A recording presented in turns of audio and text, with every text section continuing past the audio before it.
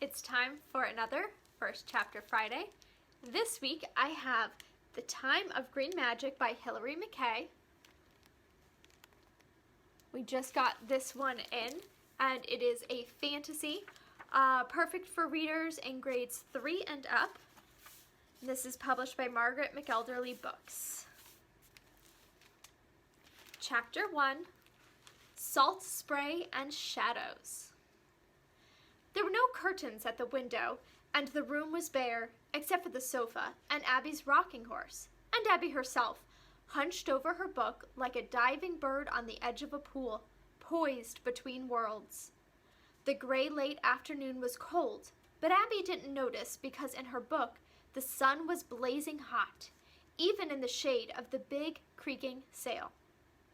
Judging by the amount left to read, the journey was about halfway through. Abby turned the pages slowly, not wanting it to ever end. She was crossing the Pacific Ocean on a raft made of logs, rush matting, and rope.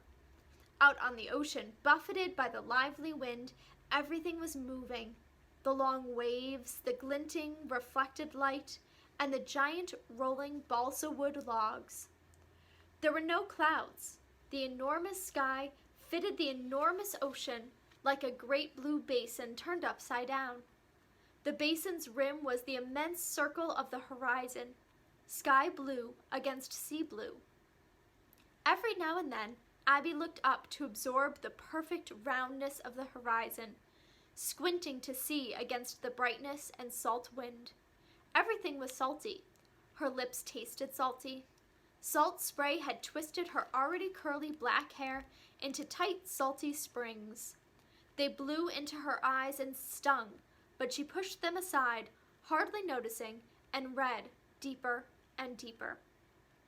Her name was Abigail, but only Granny Grace called her that.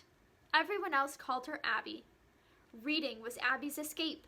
She read while other people cooked meals and loaded dishwashers and swept floors. She read while her father dragged into her life Polly as a stepmother, plus 2 entirely unwanted brothers. She read through the actual wedding ceremony. She read while Granny Grace flew away, back to Jamaica, a trip postponed for 10 years while she helped bring Abby up. She had read through the year that followed, squashed with 3 strangers into a too small house. Most recently, she had read through the start of a new school year. But she had never read a book like this. It was a hardback with a faded blue cover. The Kon-Tiki Expedition, read the tarnished silver letters on the front. It was like nothing else Abby had ever read. It was old-fashioned. She had skipped loads, but the bits she had read were entrancing. Lately, it had begun to have a sound to it, a soft echo when you opened the pages, like the ocean sound in a seashell. Abby read, "We were visited by whales many times. Most often, they were small porpoises.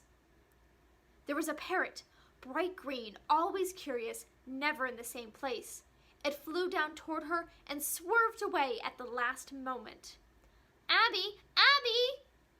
Abby jumped so hard she would have fallen if she hadn't put out a hand to save herself. Her book did slip. She grabbed it just in time. "Abby, I can't see you!" "Here on the sofa," said Abby, blinking half-dazzled by the Pacific sunlight.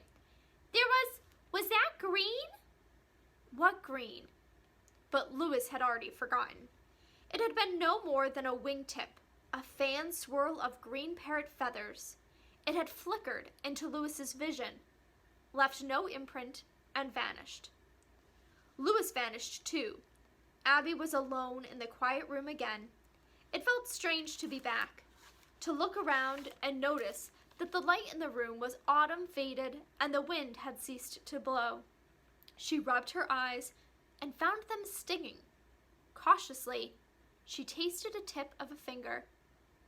Salt. That was just the prologue. So there's a lot in this story. You can see it's going to be a little bit of fantasy going on because there wasn't really an ocean in her room, in the living room. So why do you think she tasted salt? And where did that wing of a parrot come from? You'll have to read and find out in this new book. Also, the cover has a lot to take in here. We have a very large cat in the background. So what's that all about? You can check out this book and many others by giving us a call or going online and arranging for park and pickup.